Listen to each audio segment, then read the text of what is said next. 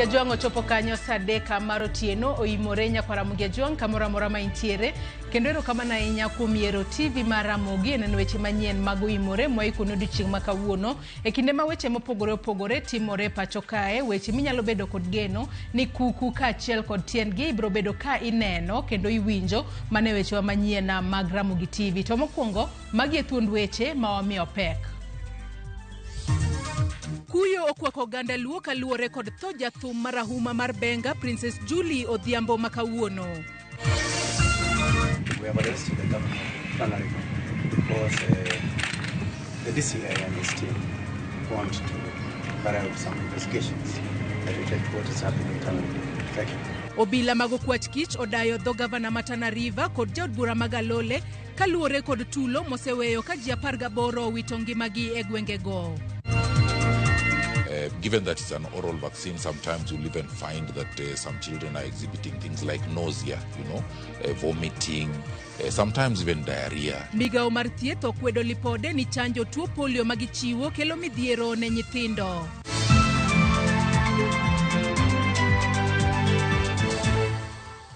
Nyaka Ramogi Juang mago kaachiel kod mamoko mathoth e yor adimba arwakini machiegni yie mar mondo mi bed kodwa nyaka e giko mar weche manyien mag oimore otieno makawuono. Nyinga Joyce Odur antiere kae kod jaloko marwa Belinda Adhiambo. Inyalo ndikonwa kichwalonwa paro moramora kotudore kod weche wa manyien kokale namba mar ote machuok 33600. Mbui marwa mar Facebook bende ibiro yudowa kaachiel kod X ibiro yudowa achiel kachiel Ramogi TV.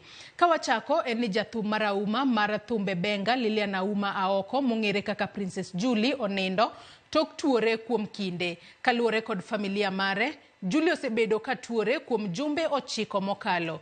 Julie wito ngimane Odhiambo manyoro ka oyudo thieth e osuptal maduong' ma Migori.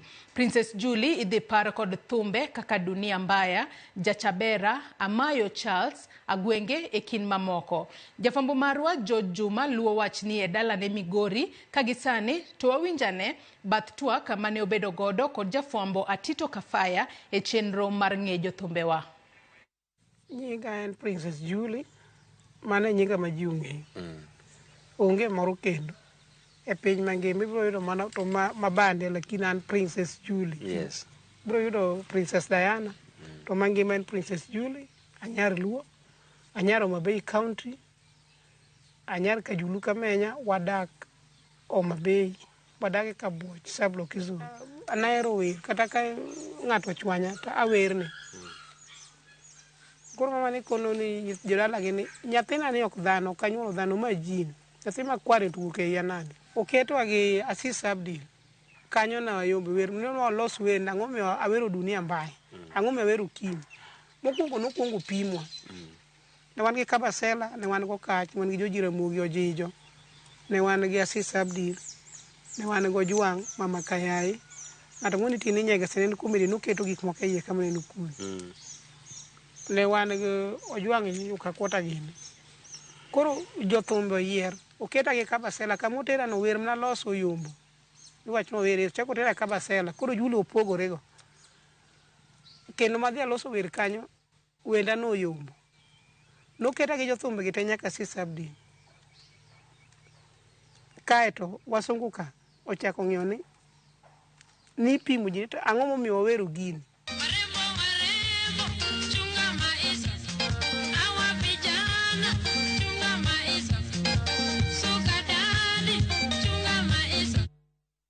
Ote mag kuyo kaachiel kod lit odhine familia wede kaachiel kod osiepe mag Princess Julie mowito ngimane ka bende wakwayo Nyasaye mar mondo mi oket chunye kama okwe.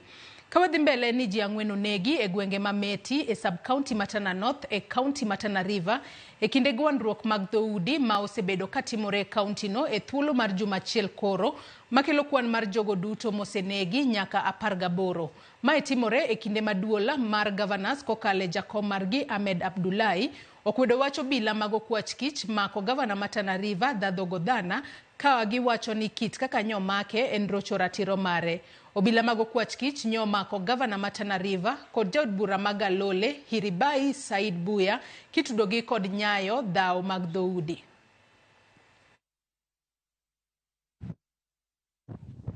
Jodak e kaunti ma Tana River koro dak gi luoro kaluwore kod dhaw mag dhoudi mosebedo katimore e kaunti no. Mae kaluwore kod tulo mosebedo e gwengego ma oseweyo ji 18 kowito ngimagi.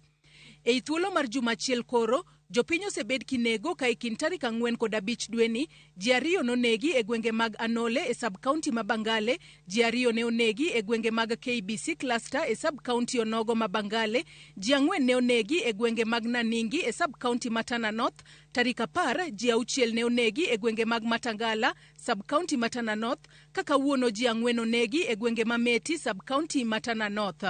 Dhaw mag dhoudi kod nek mar jopiny koro miyo jodak e gwenge ma dhaw jathoro bedo osechako dar ka gitemo reso ngimagi. Sisi hapa wake zetu, watoto wetu wamekimbia. Manyumba ni kama vile mnaona hayana watu ndani. Wakati watu wamekimbia namna hii, ni rahisi kwao kuja kutufanyia kitu ambacho si kizuri. Jodak go koro kwayo jogo manigi gige lweny ataro mar chik mondo yie olu chik mane ogol kod ogai mar obila Douglas Kanja mar duoko e lwet obila gige lweny ma jopiny nigodo ataro mar chik.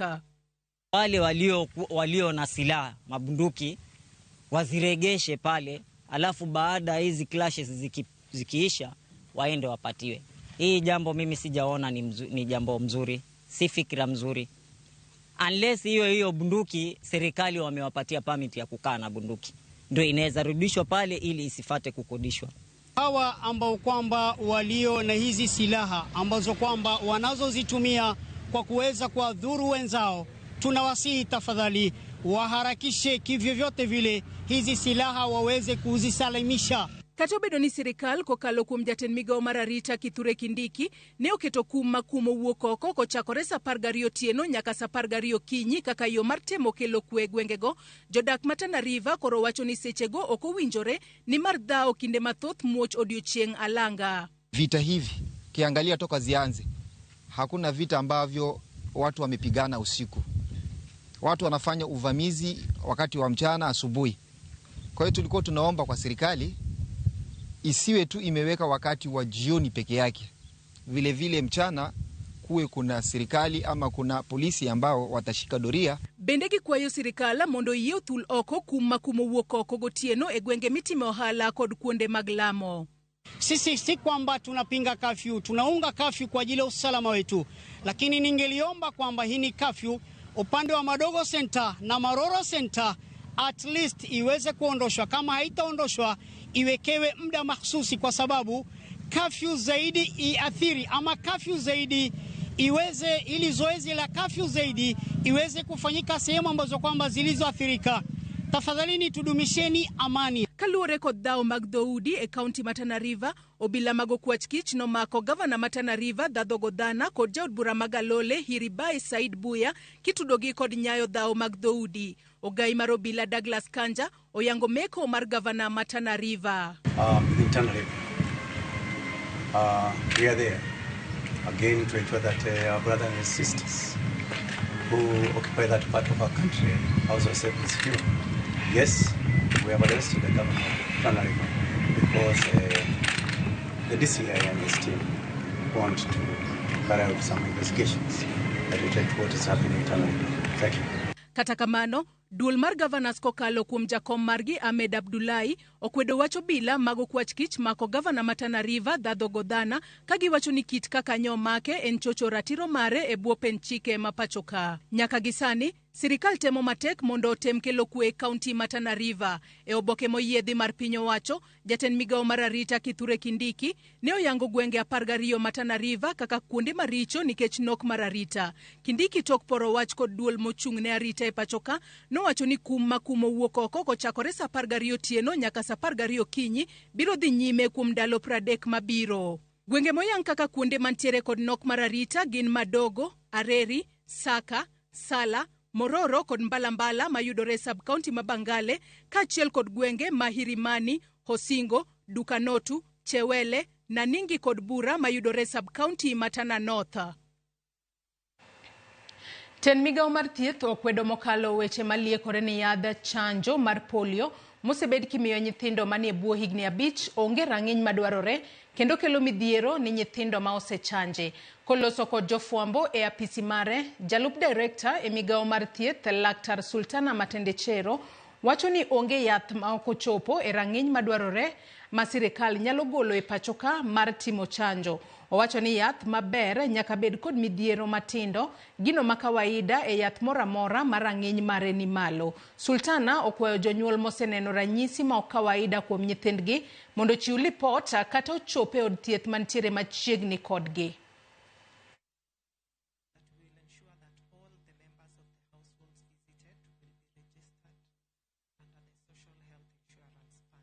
We have received, reports, and we have also seen, especially on social media, reports about the recently concluded polio vaccination campaign, where a lot of issues have come up with regard to the safety of the polio vaccines that we were administering. Given that it's an oral vaccine, sometimes you'll even find that some children are exhibiting things like nausea, vomiting, sometimes even diarrhea, Those are things that you'll be able to see. And generally there will also be, because these are children, we'll also be able to see them now behaving abnormally. Maybe they are not feeding as usual.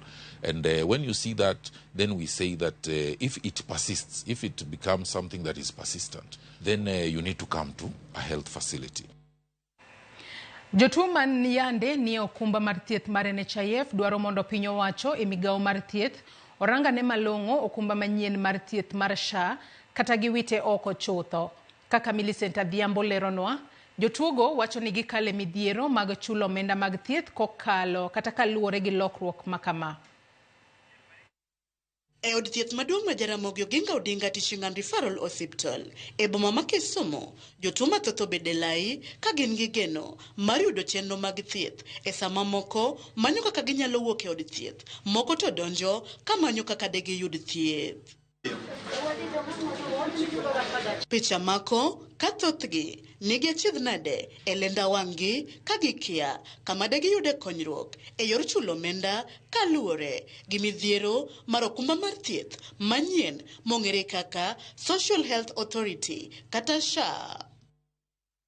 Jotuo gi thothgi wuok e miere mayuto ni piny kendo geno margi ne nitie e okumba mar thieth mar NHIF e chulo omenda mag thieth. Ana biro hospital kae mondo thieth nyathi to gima neno kawuono tama gi wuoro. Asechulo pesa to NHIF onge pesa mana chulo. Nyathi 5 years ni thiedhowa ga nono. From yesterday nyoro nyowan kae koro ginyiswa ni system kendo sani be the same thing timore. Koro ok wang'eyo nikech bill osemiwa kata an wuoda no wuok on Monday to bill en sani ndi 30,000 mosemiya. Koro wakia ni 30,000 adagoles kanye sani. Koro nyaka ne lokruok ni bedi to SHA en problem kata koro ne giweya NHIF machon. Chiema ni lokruok no ema na lokore SHA. Kaduga lokore SHA to onyisa na ta read message. Okaromo kawuono mano miya discharge nyoro ni mondo ang'i NHIF na kano chulo.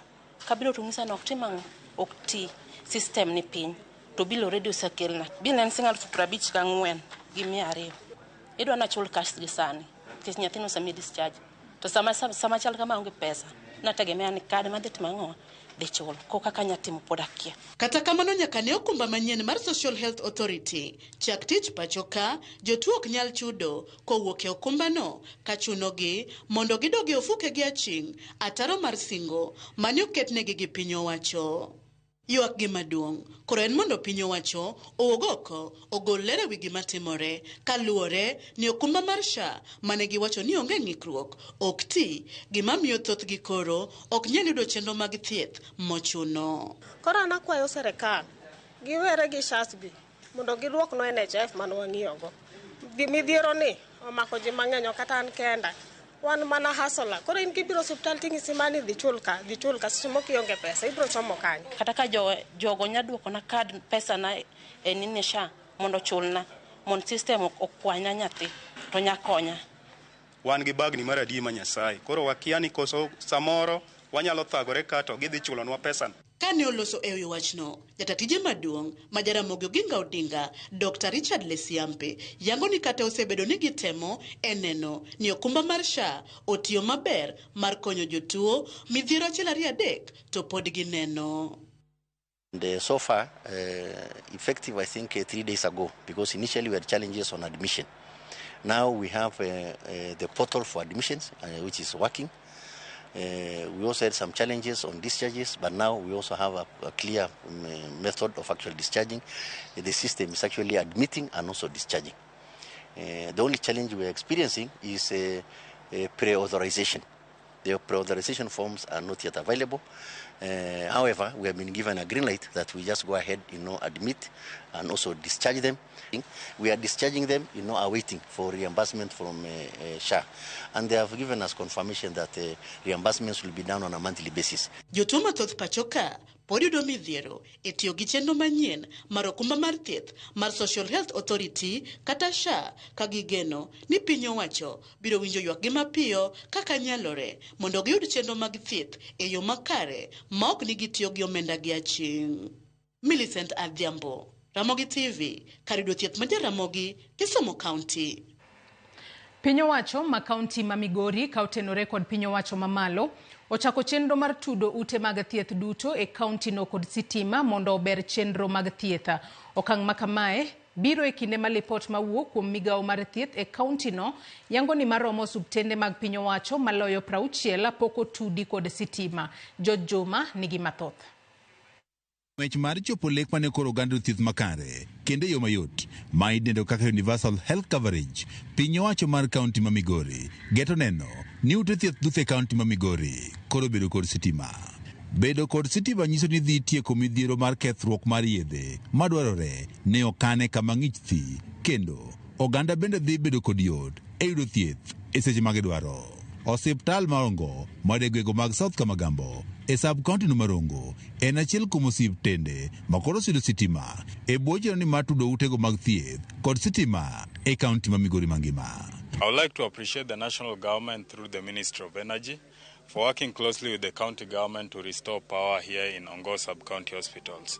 And we are grateful that we have a great collaborative network that we will tap into owing to the wonderful working environment occasioned by the broad-based government. Mondo mi agoero kamano ne waziri marwa, waziri mar energy, waziri Opiyo Wandayi, kuom winjo ywak kane agone mbaka, kane wago mbaka kwa tudore gi governor marwa George Mbogo Chilo Makayako. Transformer ni national government mang'amo nego til gi wach ma transformer ni en MP of the area. Osiptal ni Marongo ne otieko kinde maromo dweche 8 ka onge stima bang' transformer ne okethore. Biro mar sitima osiptal ni okelo fungruok ne jochiw thieth kaachiel kod kata oganda ma osebedo kamanyo thieth e osiptal ni. Ka dhako ni kod sane monego nyuolie to ok onyal timo mano e yo mayot. Chandruok bedo mang'eny nikech koro nyaka many mana kod kuonde ma facilities nitie. Ang'e maber ni nitie yedhe moko mitiyogo kaka vaccines mikano gi mana refrigeration, mitimo negi refrigeration eka ginyalo tiyo. Magi nyocha ok nyal timore nikech stima ne onge. Solar manye watiyogo onge capacity mar provide maximum energy manyalo konyo yore mag osiptal. Peter Otiang' kod jodak mamoko e sub-county Marongo wati yande ok ginyal yudo thieth makare e osiptal ni Marongo nikech onge mar stima. Nyadi ng'eny mine osebiro osiptal ioro gi mana kuonde mamoko nikech onge kaka nyocha inyalo timnegi thieth kata ka gidwa konyore. Kora mor kabisa kuom governor kelonwa stima ma incho godo bang' higa achiel. Mana stima osenyowa ka stima onge ka jatuo biro gotieno jatuo ok nyal konyore. Irifai hospital kuma chielo kuma stima nitie kech no onge gi stima. Watero gigewa ma ikete fridge kaka vaccines, kaka remo ne watero e dispensaries moko ma oko mantie gi stima.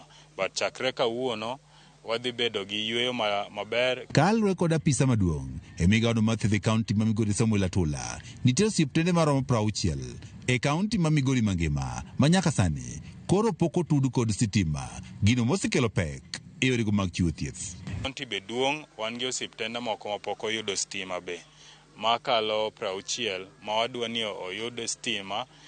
Nitie moko ma yawo manyien to moko be pok ne okednegi stima. E seche matend kaunti ma Migori ka otenore kod piny owacho mamalo temo neno ni osiptende duto otud kod sitima e kaunti ma Migori. Oganda e kaunti ma Migori dwaro mondo koro jod bura one ni sitima ochope konde duto e kaunti ma Migori nikech matich mowenegi. E gwenge wa nitiere last mile masani wuok sani dwar mondo wakwa niko yie kaka ne mbaka wasechako goyo chande mondo wangi kaka inyalo miwa stima mondo konyo oganda wa. Kalo konyo mondo stima chop ne ji mondo jiwe manyo stima gi yore maricho nikech wan jo Kenya te ng'ato ka ng'ato nigi ratiro.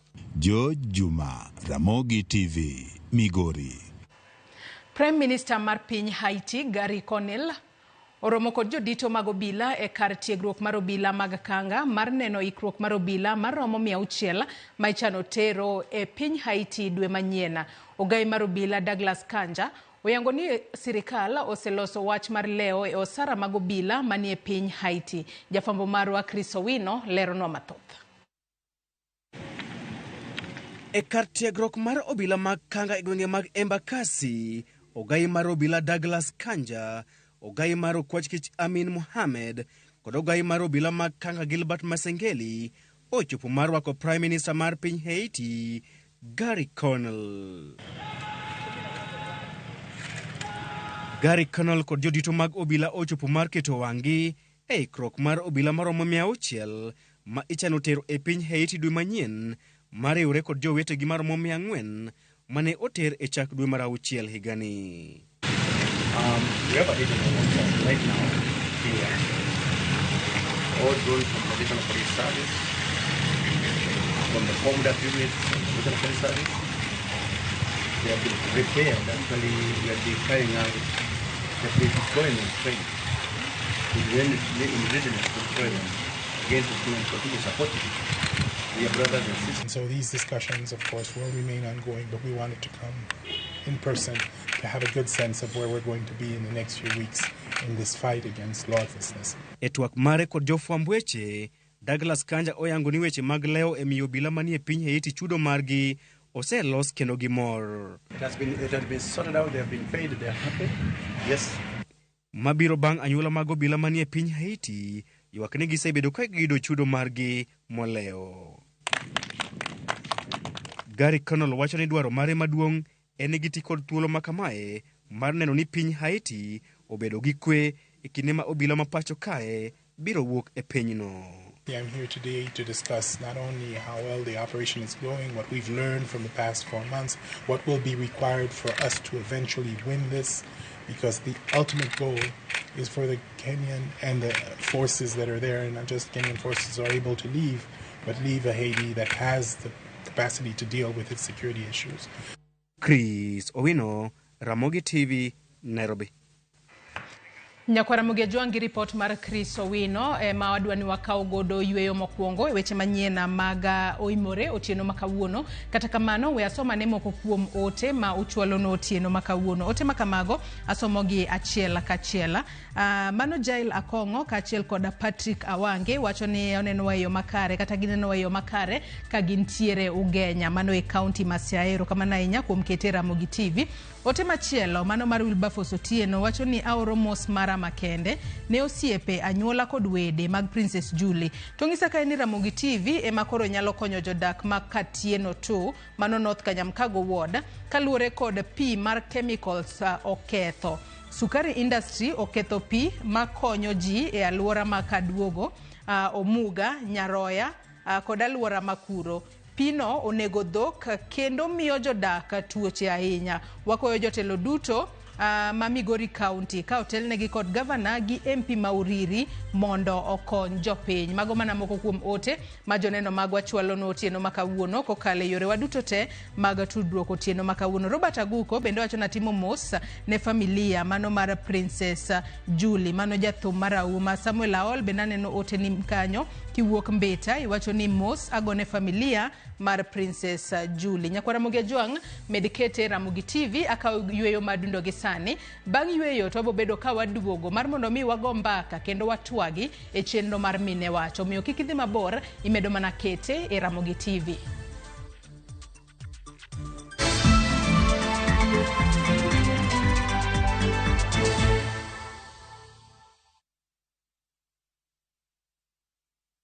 Runway iko so clear. Mapilots wanaendelea kuhit high multipliers na kujiomosha na shabiki ya Vieta. Victoria Mwangi, I'm a home baker. from Buruburu. I played the Aviator and I hit the highest multiplier. So I've tasted the win on Shabiki, and I'm definitely going to play some more because now I'm aiming for the millions. Promotion Shabiki Aviator. Hit the highest multiplier. Shinda 50k kila siku na 350k kila wiki. Not for persons under the age of 18. Authorized and regulated by BCLB license number 428. Bende isebedo gi siso mar ng'eyo gigo matimore e alworani. Sama gari ofundoro ji mang'eny, koyudo hinyruok to kata insurance temo hepo. Obed chenro mag sirkal, obed masira mayudo ji kar tich. In safety mari, ni kanye. Nonro mamulo ratichi. Somo kende oken kamoro mibro wach ni ng'at mosomo ni dhongere wacho ni ng'ani dhi succeed in life. Wuok tich ka wuok tich. Iro curriculum design uchinj e chenro mar rameny piny sa 1:30 otieno. Wan oganda luo nyaka wakoro waneni to be wanyalo bedo gi kembni. Nyise oganda jo Kenya gimonjo be ni giwinjo kuomi. Ka ikelo nigi Lydia Okeyo. Nyakoro mbajo ng'ato ak mar rameny piny. Chik by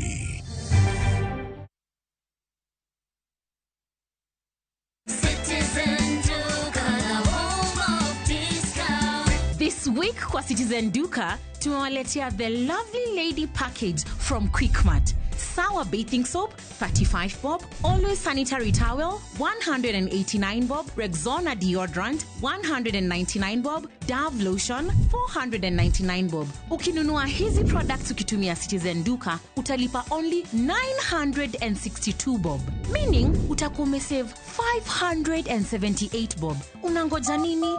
Piga *487*5# na ulipe saizi ka vitu bado ziko kwa stock. Citizen Duka, home of discount.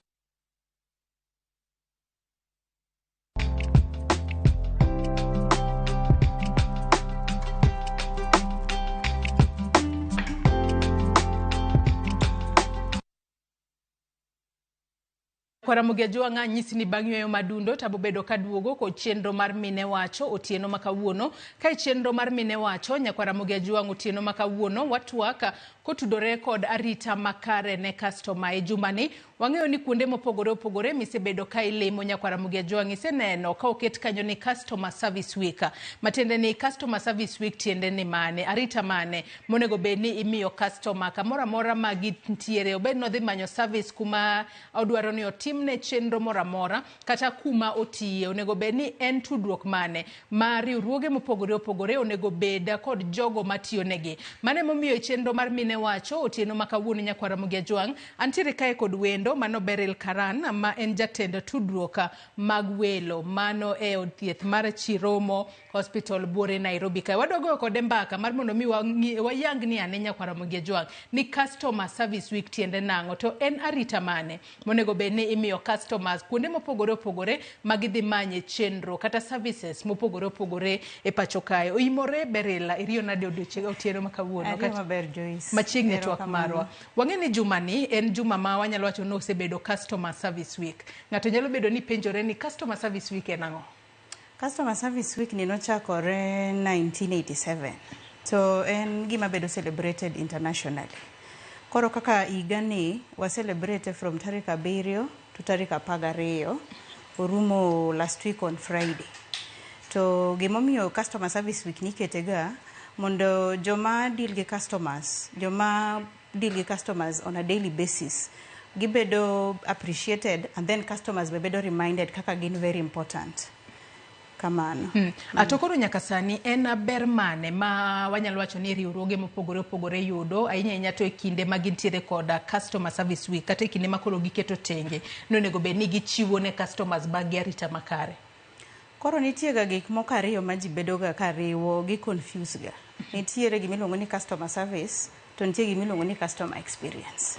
Koro yudo ka customer service ni en customer o communicate gi organization dichiel. Seche moko no goche simu, seche moko no biro, seche moko no bedo attended to, then ruma kamano, but en gima nyaka tim consistency. But kidok ing'iyo customer experience en kakori biro kaka kar thieth ma Chiromo Hospital. Seche moko jo insurance mari ong'isi ni inya nindo e room mar 30,000. To kichopo tido ka jo Chiromo keti ininde room mar 40,000 koro gi upgrade. Iyudo ka limits mano ketni ka gin gidok gimedoni. Koro iyudo ka consistently iyudo ka organizations nyaka tem mondo mi customer ni experience maber pile ka gibiro, to en gimitimo saka sa, ok ni en gimitimo dichiel tidok iweyo. En gima onego beni timo consistently.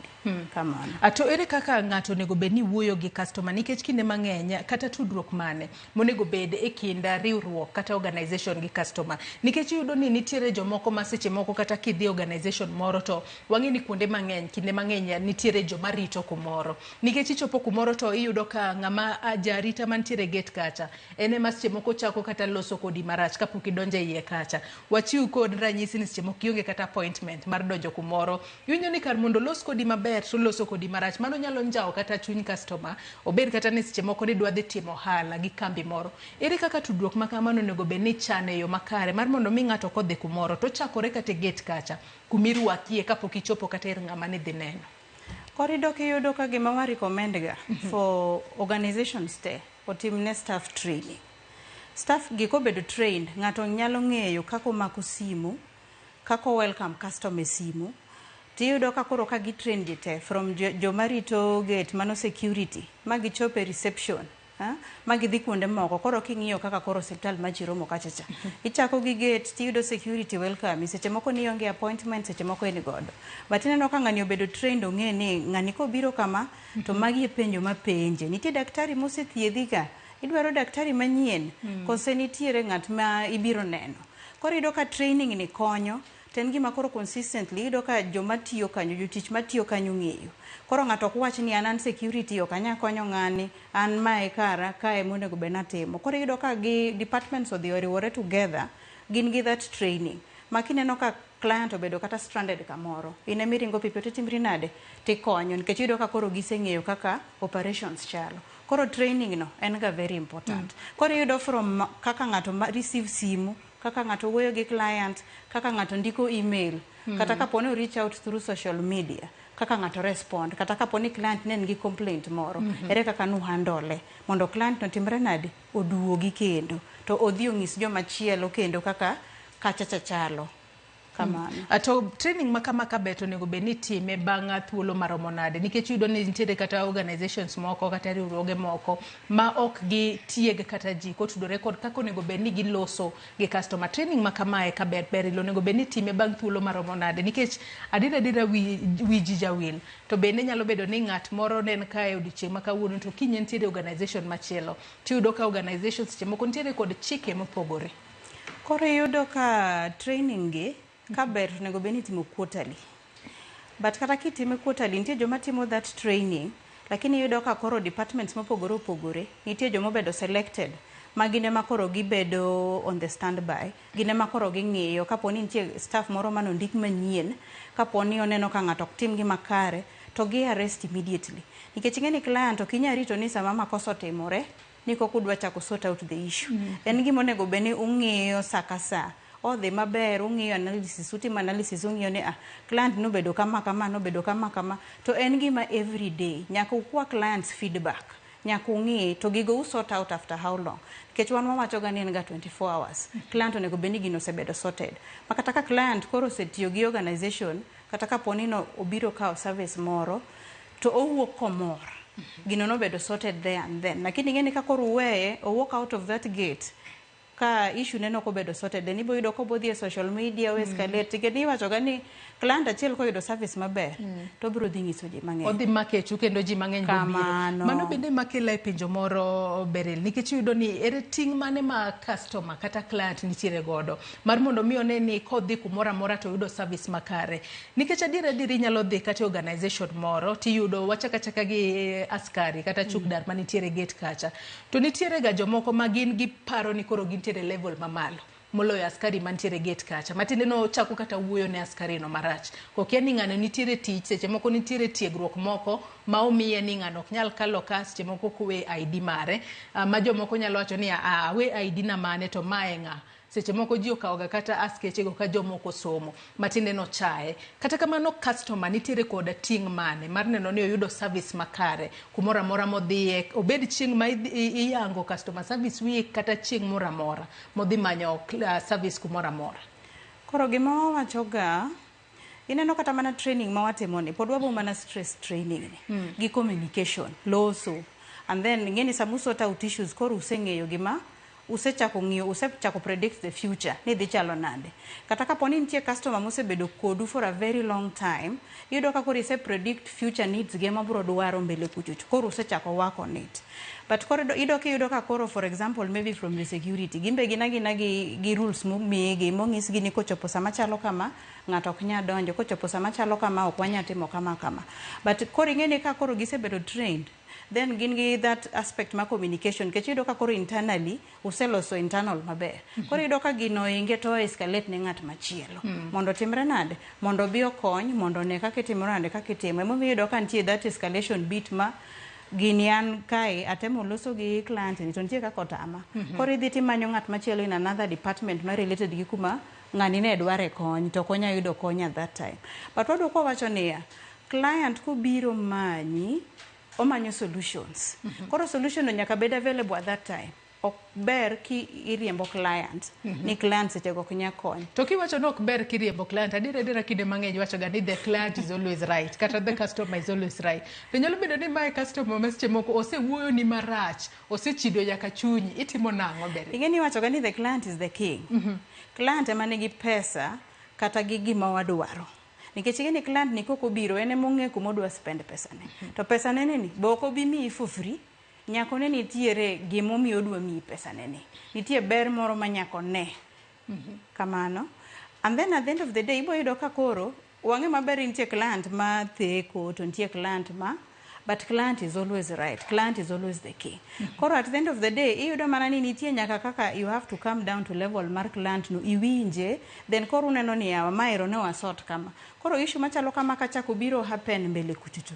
watimore nade wasote out nade lakini client tok ber kiriembo kama makata wuoyo ni marach iparo imanyo mayo munyalo loso weche ibeda beda ma very calm ibeda beda ma very calm tiloso gi client maber imbe you put yourself in the client's shoe gima client no winje mami wacho gani kata kidwa wacho ni customer service ni nango ini chako ini wuon idwaro service machalo nade nikech iyudo ka ini provide maber seche moko idhi organization moro to be ok iyude kaka imbe ni expect cha maybe ini ichiwe maber koro at the end of the day iyudo ka imbi do kipenjere ni to koro gima ng'ani dwaro enyewe en solutions mokeleka to koro ka tame just imagine ni need koro ingeni kise put yourself in the client shoe then you sort out issue ni without being personal gi client kamano to kinde mang'eny wanyalo wacho ni nyalo bedo ni organizations kata jiti mang'o marach nikech yudo ni kinde mang'eny yudo ni client odhi kumoro nyadichiel ati kata kod ranyisi idhi kumoro nyadichiel inyiewo kata law moro to kata bed ni law no ne ber nade to ok idog kuma chielo nyalo bedo ni organizations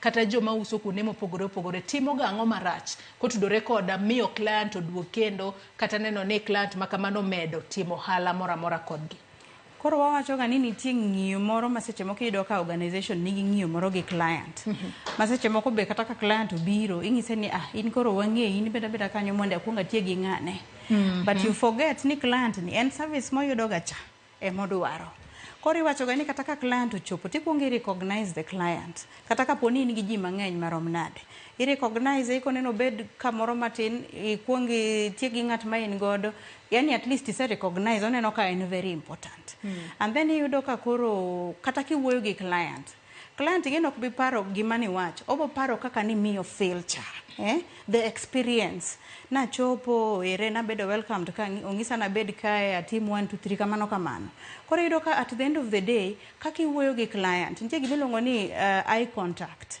ngeni nyaka concentrate client achiel ok tiang be ni iwuoyo itimo ma to in gi client ka seeking iso client ni pardon ngeni client be koro bro hol bo wacho ni to karo kiwinje nikech iyudo kata ka ng'ato mako simu iwacho ga ni you must be prepared in gi kalam in gi buk gi kalam ikwongi winjo ni ikwongi moso client kimoso client maber to odiochieng' dhi nade to wakonyi nade to kama to okonego beni ng'ado simu ka client osetieko wuoyo chaki penje ni yawa nitie gima chielo kendo monyalo konyigo iwacho ga ni client ema timre nade emonego beni ng'ado simu kosetieko but iyudo ka poni client nonego beni refer to someone else ikeni sami loso kode mokuongo isekawo namba mar client isekawo nying client to ti organization mane and all that. It is very important. Get clients benyoga gik machalo kamano.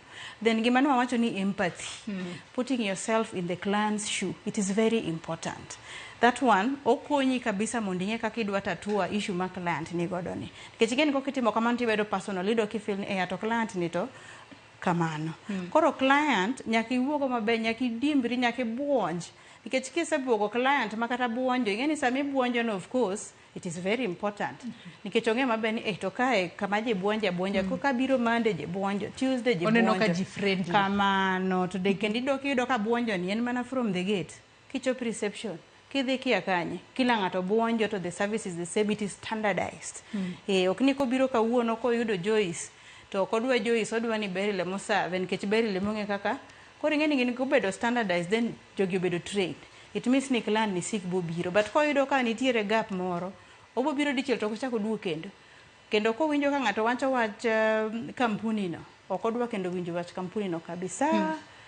Koro it is very important. Thuolo marwa mano miyo otieno makawuono morumo ber nano kwa dongi dak achiel kende to watieko twak mar otieno makawuono ber mane ma customers yudo e kinde mar customer service week achiel kod wach ni mogik ka watieko twak marwa e chenro mar mine wach otieno makawuono ber magi yude customer service week ningeni gimbe gi feel appreciated. It is very important gi joma client facing ma loso gi customers all the time and mostly pile ka pile give feel appreciated. Then watemo yudo ka organizations tegi magitemo temo nitie gik magitimo gik mopogore opogore. Ibo yudo ko ket decoration, ibo yudo ko ket ging'ado cake, ibo yudo ka gitimo gik mopogore opogore, ibo yudo ka gitimo appreciation mar maybe staff mo timo gima ber mokalo. Koro yudo ka koro igani na en above and beyond. Ok ni in ka koro ang sani oromo ni koro nino nego beni wuok e office saa 4 no oseneni ine gate isechako wuok idhi. Nyaka make sure ni kata mana staff ma modonka gisekonyore kosepo gikonyore. Kata mana clients mantie kanyo osekonyi kosepo kokonyi. Koro gini en very important. Ido ka people are always looking forward to October. Kamano. Ero kamana inya Beryl mano jatenda tudruok welo Chiromo Hospital Group konka thuolo mar otieno makawuono mar mondo mi bi wago mbaka kotudore kod arita makare ne customer. Nyakwara Ramogi Jwangi kanye mwachopo gode giko mar twak marwe chenro mar mine wacho otieno makawuono akaw mana yoyo madundo gi sani bang'e taduogo adhi mbele kod weche manyien kik idhi mabor.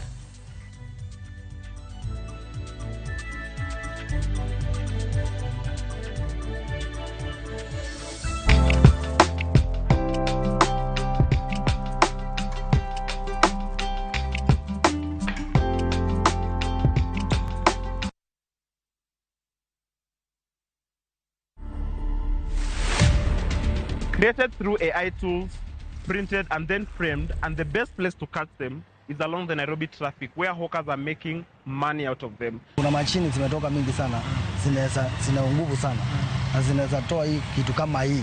Sasa zenye zinatembea sana, hizi za watu sana. Watu. To watch this story and more, download the Citizen Digital app today. Kenya's #1 app, Citizen Digital.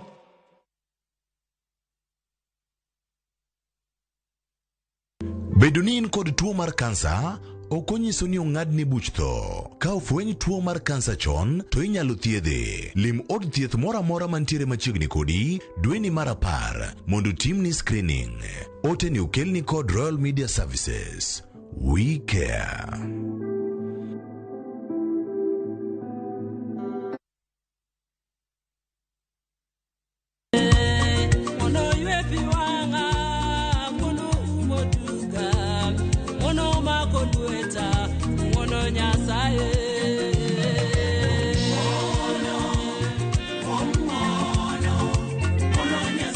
Rosemary Ogonya dimondi yud wenda ni kaka sikiza kodni dimana *811 *343#. Uparie ni ya Ramogi TV en audio wer duto te.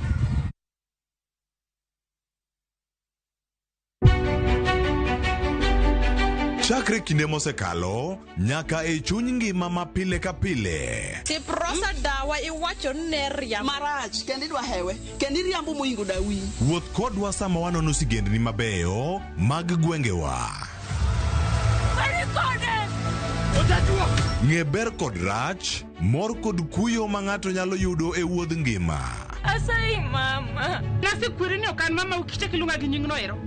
Mama nyisi. Riwri kodwa mondo wane sinema mabeyo ahinya ma owinjore wawinj kendo wamorgo. Kendi ng'eno wono sipi mabeyo lakini nitie kuma kete mami. Winam Cinema. Jumapil saa 2:15 otieno kod saa 4 otieno. Kik bai. Baba shuka leo. Nyasaye ber kendo romo adenda. Wagweli mondi bed kodwa Jumapil ka Jumapil. Duog chunyi kendo erit chunyi. Paro mora mora minyalo bedo godo machando pachi ma ok ni kare. Keti embele Yesu. Roda Nyarko Kitmo, Ben Otiende, kod the Chwalist Won, Ken the DJ. Tayo ni chenro makelo ni wach maloko ngima. Injili kalo.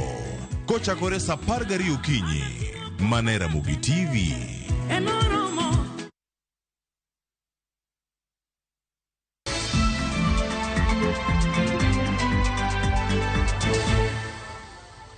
Machiegni kendo nyako Ramogi Juang wadhi mbele kod weche manyien mago imore. Gavana ma Kisumu Anyang' Nyong'o ogwel kaka ogai mar duond burano mar ODM e yor kojolo e kinde ma gavana ma Homa Bay Gladys Wanga to kaw lemo mar jakoma. E romo mar kuku maduong' mar ODM mane ochuoye kom kod ogai mar duond burano Raila Odinga, gavana ma Mombasa Abdul Swamad Sharif, nyawadgi ma Kisii Simbarati kod seneta ma kaunti ma Vihiga Godfrey Osotsi opuodh e lemo mar jolup ogai mar ODM. Raila jiwo jotelo manyien mag ODM mondo neni bendera mar ODM odhi nyime kod bet malo kata odoko ni giyudo apaka mager kowuok kuom jowasikgi. ODM bende chano bago yiero mag kor gwenge e dwe manyien. Professor Peter Anyang' Nyong'o.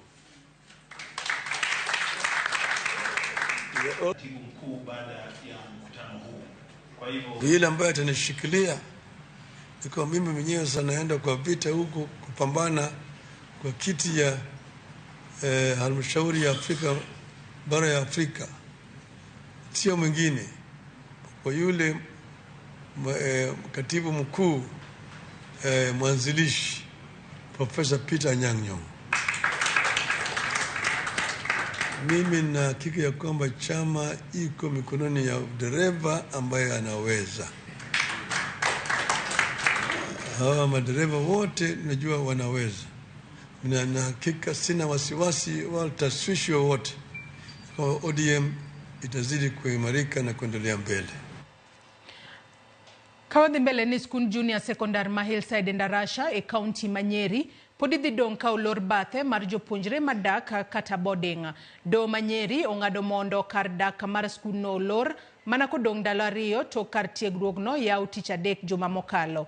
Skun no sebed ka olor kuom dwe achiel kaluwore kod masira mar mach mano kawo ngima jopuonjre 21. Jael Lieta nigi mathoth. En dwe achiel nyaka piny Kenya ne chiew kod buok kaluwore kod masira mar mach mano wang'o kar nindo e skul ma Hillside Academy Ndarasha ma yudore kaunti ma Nyeri. Masira ni noweyo ka jopuonjre ma yawuoyi 21 owito ngimagi. Familia margi pod chunygi omoko. We have crossed many rivers before, even with streams, but this one is wide, deep and torrential. Skudno osetemo mar duoko chendo mag somo makare kendo ne ikore mar yawo rangai kendo ahinya ne jopuonjre modak e skul. E Ndarasha Hillside nitiere kod jopuonjre maromo 800 ka bende noyawe kendo tich adek juma mokalo. The school will take time to reorganize themselves, have staff meetings and the rest to ensure that when the learners come in, those that are sitting assessments will just go on. Kata kamano, chuno mondo gidog gigo kwan e yawo chendo ne jopuonjre madak. Mae kaluwore ni doho Manyeri ogolo chik mondo kar tiegruok no kik yaw bade mar jopuonjre madak masani ni kod ng'ikruok maduong'. Kaka pok masira no mar mach, jopuonjre 300 nodak e skul. Sani, Jopuonjre manyiri 98 kod mayawuoyi 97 nyaka many kaka gidhi mbele kod sombgi ka ok gidak e skul kanyo. Riwruok mar Kenya Human Rights Commission kod Elimu Bora Working Group nodhi e doho juma mokalo ka gidwaro tim nonro maber kendo rang chal mar arita mar skundno. Kamano bende gidwaro ochul ne jonyuol kod jopuonjre mondo oyud hocho. Bende giseyo ten skundno kuom kaso yaw skul ma ok ging'iyo arita mar jopuonjre. Jang'ad bura e doho Manyeri Dennis Kizito odiechieng' manyoro nowinjo kwayono kendo keto kum ne skundno kik yaw bade mar jopuonjre madak. Owacho ni skunde oikore ne loro ma higani dweni gino momiyo nyaka yaw skul ne penj maduong'. Kata kamano omedo ni nitiere ng'ikruok mar arita jopuonjre madak e skul kendo kuondegi kik yaw nyaka burano tieki. Jokanyo mag skundno koro dhi chuno omany yorno mar rito jopuonjre maromo 200 mane dak e skul kuom jumbe modong' to iloro ka moko kuomgi ikore ne penj ma KPSEA matimore dweni.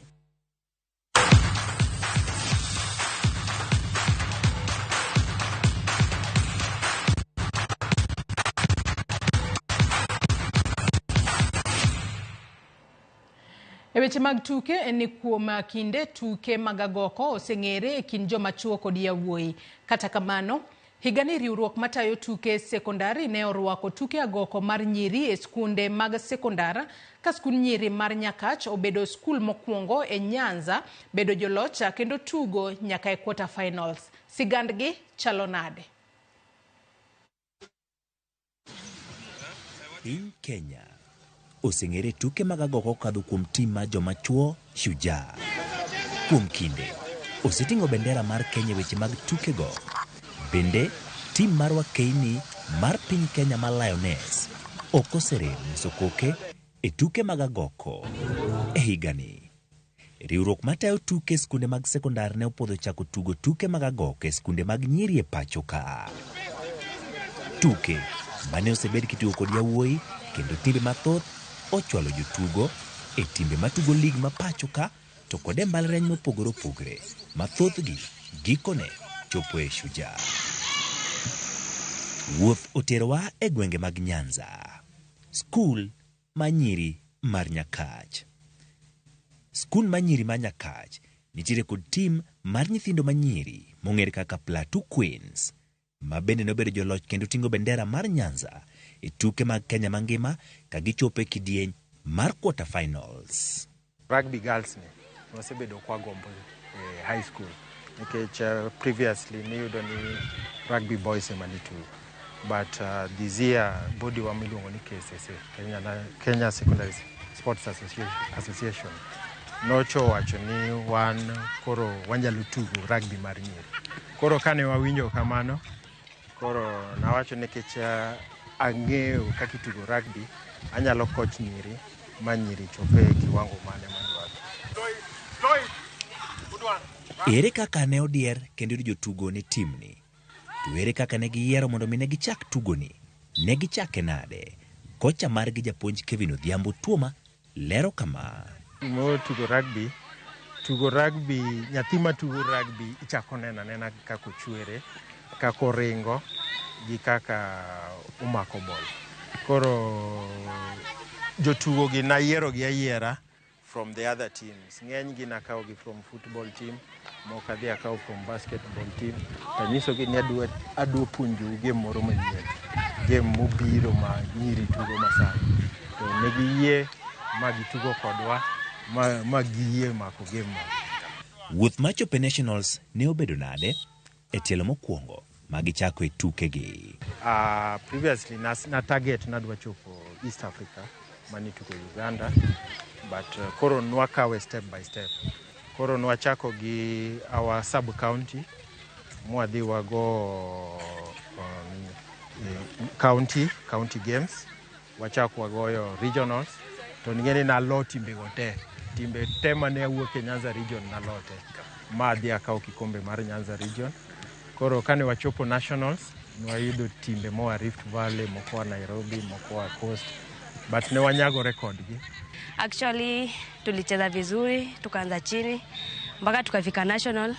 Although hatukuwezewa kuenda East Africa, but time yetu ilikuwa East Africa, ilituma sana. Ni si wenyewe zoezi ndio tulikuwa tunafanya vizuri, So ilifika hiyo time is like tulishindwa kuachieve hiyo yenye tulikuwa tumetarget. Yes, we started from the sub-county up to the nationals. At the nationals, we were defeated by a few teams, but for the next year, we shall redo the match well and show them what we can do.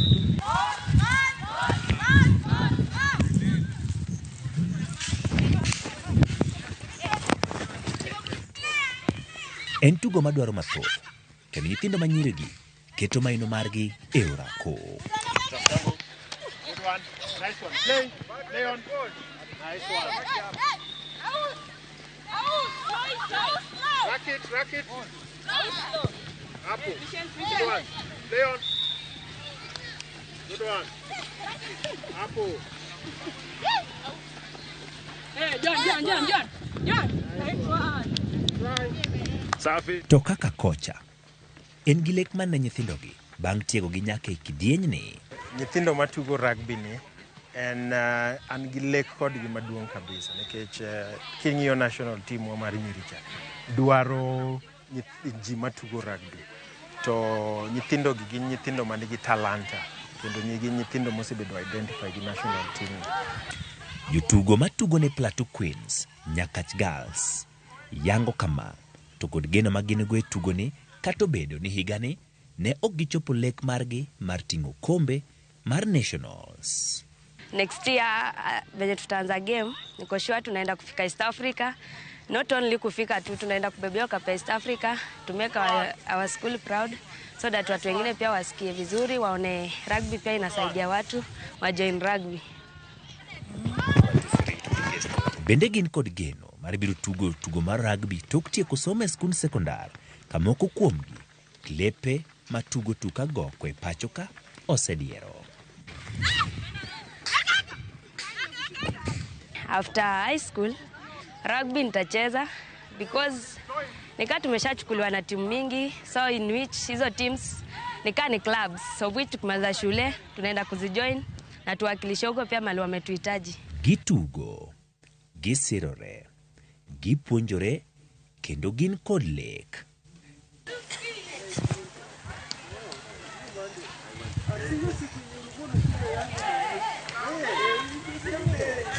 E weche mag tuke, tim ka tim nitiere kod gino magitimo mondo migi mijing'o.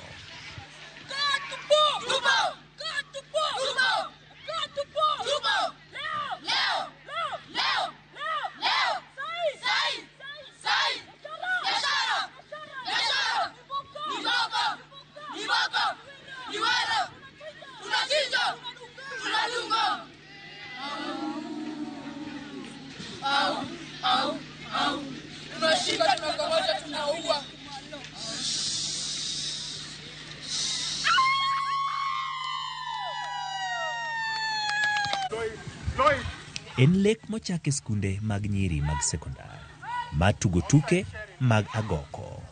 En mano mochakore higani, kendo biro dhi nyime. Nyakach Girls, Plateau Queens nigi geno mar bedo joloch ma pachoka, ting'o bendera mar Kenya tuke mag skunde sekondar, dhi nyaka East Africa kaachiel kod tugo nyaka rang'iny mopogore opogore mag piny mangima. Tuke mag piem mag riembo ndigni nodhi nyime e kaunti ma Uasin Gishu. Joriemb ndigni mopogore opogore nonyiso lony margi kaka wuono thuolo mokwongo korka joma mine nodhi ne piny Eritrea. Thuolo mar ariyo nodhi ne Eritrea ka jariemb ndiga mawuok e piny Rwanda nokawo thuolo mar adek. Jatend migawo mar tuke nopako mokalo joloch ma kawuono ka final mar piem makamano dhi bedo odiechieng' makinya. Piem makamano okelo kanyakla jopiem mawuok e pinje 24 mag Afrika.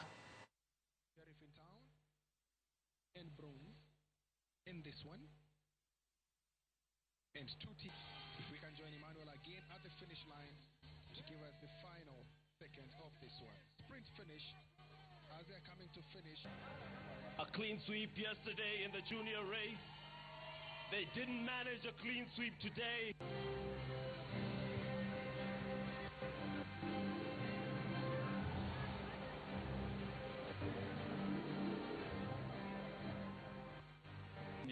Well, from a ministry perspective, I'm very happy because we received the request a bit late. I'm glad that we managed to sponsor the event, and I'm also glad that the organizers did a good job.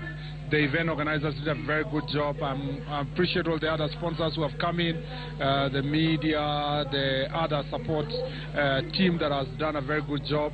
The most important thing is to ensure that we work in the ministry with the federation to raise the necessary awareness, but also we move forward to make sure that we support clubs that are established from the grassroots.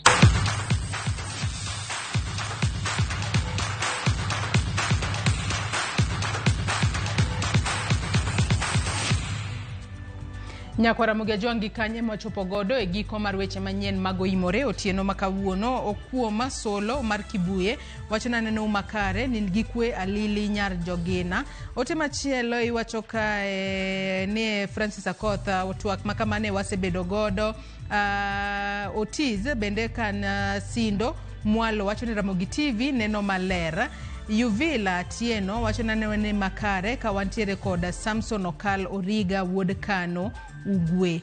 Nyakwara Ramogi erokamana ahinya kuom bedo kodwa nyaka gisani mochope giko mar weche manyiena mago imore. Ibed kod otieno maber oriti masani nyinga Joyce Oduor nantiere kae kod jaloko marwa Belinda Adhiambo. Wawei kachiel kod jogo duto moneno ka ni chenro ni obiro ni yo makare mano moriwo jo mak picha otieno makawuono wantiere kae kod Lewis kachiel kod Willy director mara mano Philip Hilary wagono erokamana ahinya Christabel manitiere TX kacha kachiel kod Washira moneno ni duonda obiro ni yo makare wagono erokamana ahinya kuom neno ni Nyakwara Ramogi oneno weche makamagi e yo makare bed kod otieno makare oriti masani.